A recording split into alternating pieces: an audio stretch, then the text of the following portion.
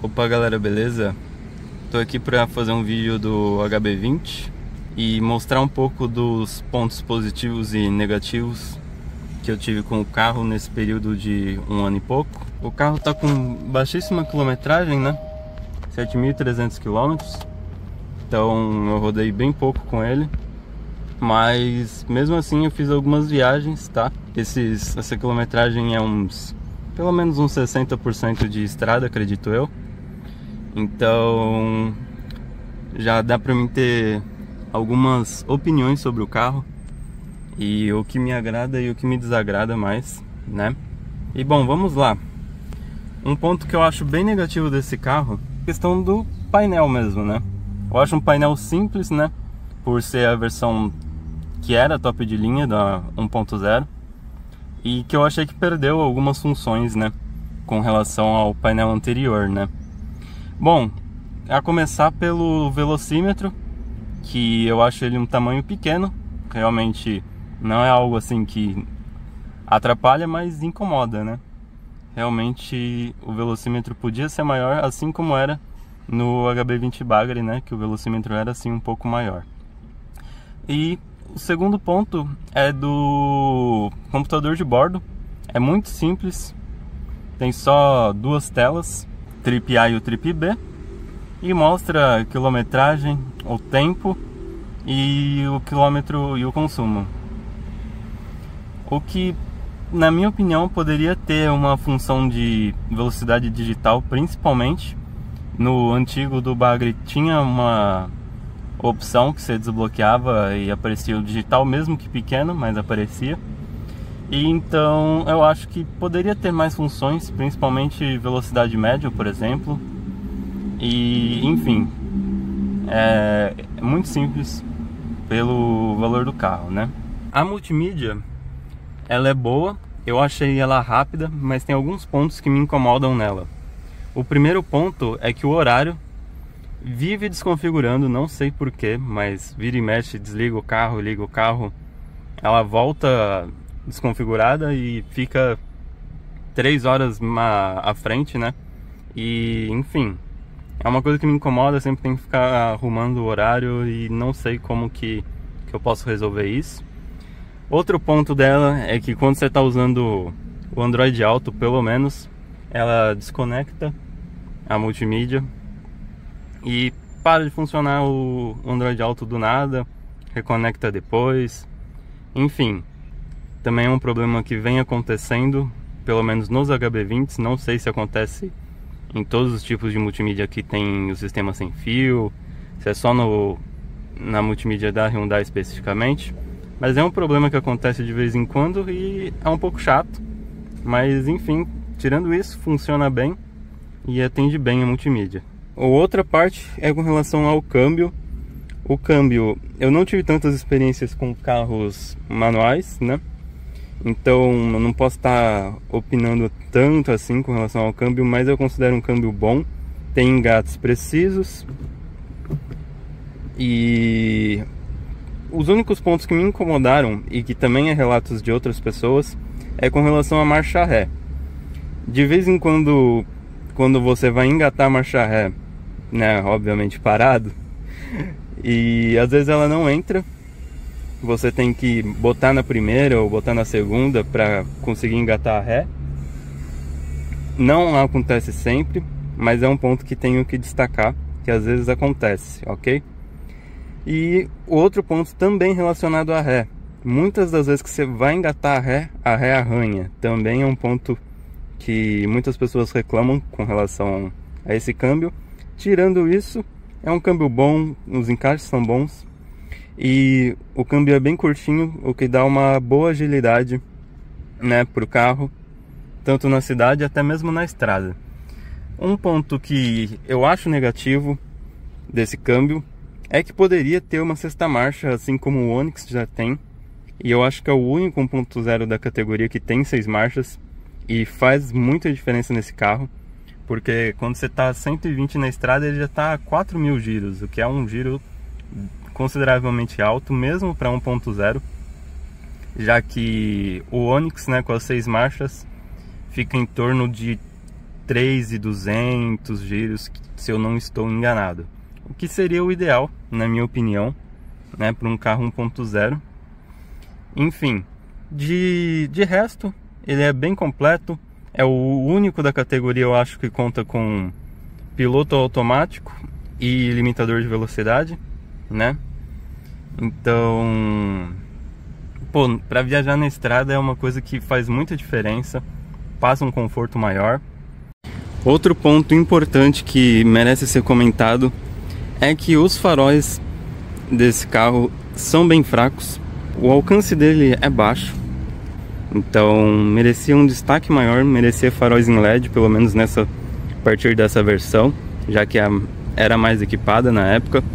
Outro ponto a ser comentado é com relação às setas, né?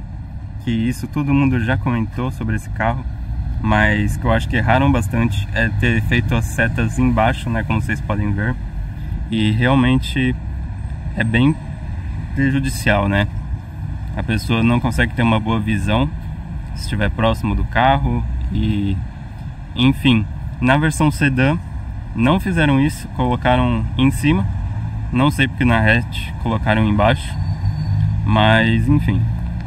Com relação ao espaço, não tenho o que criticar. Eu tenho 1,70 m, sobra 4 dedos, sobra um palmo mesmo. Tá pra mim dirigir lá na frente. Fica um espaço ok para um compacto, eu acho um tamanho bem bom até.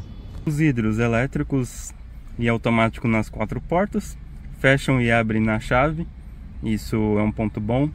O ar-condicionado manual gela bem. Já com relação de destaque, é a iluminação interna, ilumina muito bem, é muito eficiente a iluminação, ilumina melhor dentro do que fora. O banco também é uma coisa que me agrada, tem boas abas laterais, bem pronunciadas até para um carro 1.0 convencional. O banco é confortável, já fiz viagem praticamente de 500 km com ele e super tranquilos, não fiquei com dor nem nada, eu acho o banco bem confortável. Se duvidar, um dos mais confortáveis da categoria dele.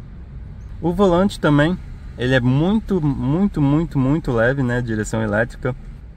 Com relação ao isolamento acústico, para um carro dessa categoria, né, de 1.0 popular basicamente, eu acho muito bom. Um destaque também vai para os repetidores de seta em LED no espelho, isso é bom. Obviamente são discos na frente e tambor atrás, mas não tenho o que criticar dos freios nesse carro, eu acho muito bons, bem eficientes.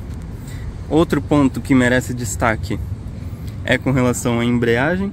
A embreagem dele é bem levinha, bem suave mesmo. E com relação ao consumo, por incrível que pareça, quando eu fiz a primeira revisão desse carro, agora em novembro, eu achei que ele voltou com o consumo pior. Não sei porquê, mas eu achei que deu uma leve piorada. Enfim, como eu moro em Santos, né? É uma cidade que tem muitos sinaleiros, então é muito difícil conseguir fazer um consumo bom dentro da cidade aqui, independente do carro.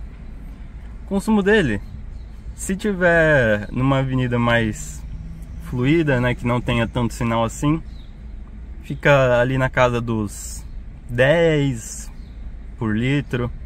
Se for um trânsito mais pesado, fica na casa dos 8. Isso na gasolina. Mas na estrada, cara, ele tem um consumo bem bom. Assim, se for por volta de 80 por hora, for uma estrada de 80, eu já consegui fazer mais de 20 por litro com ele, né? Por exemplo, no sentido Santos-Bertioga, né?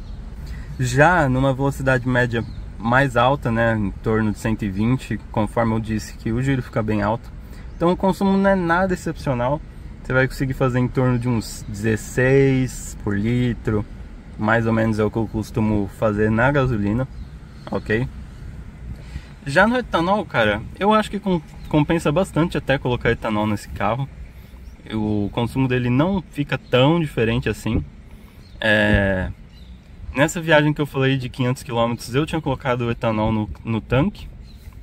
E se eu não me engano, eu fiz em torno de 14 por litro andando a 120, 130, às vezes até 140. Então eu achei que o consumo foi bom até, com etanol, ficou numa média de uns 14, se eu não me engano.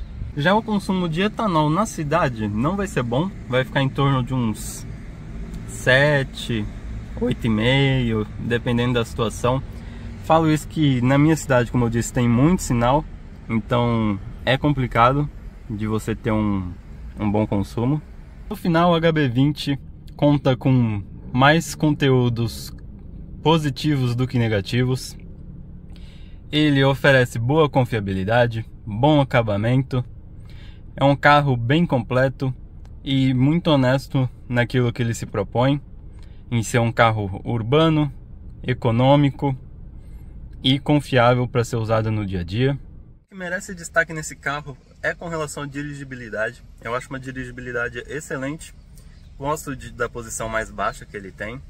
A suspensão, ela é um pouco dura, mas não dá fim de curso assim tão facilmente, ela só é um pouco rígida. Dentre outros carros, por exemplo, a Chevrolet tem uma suspensão um pouco mais macia.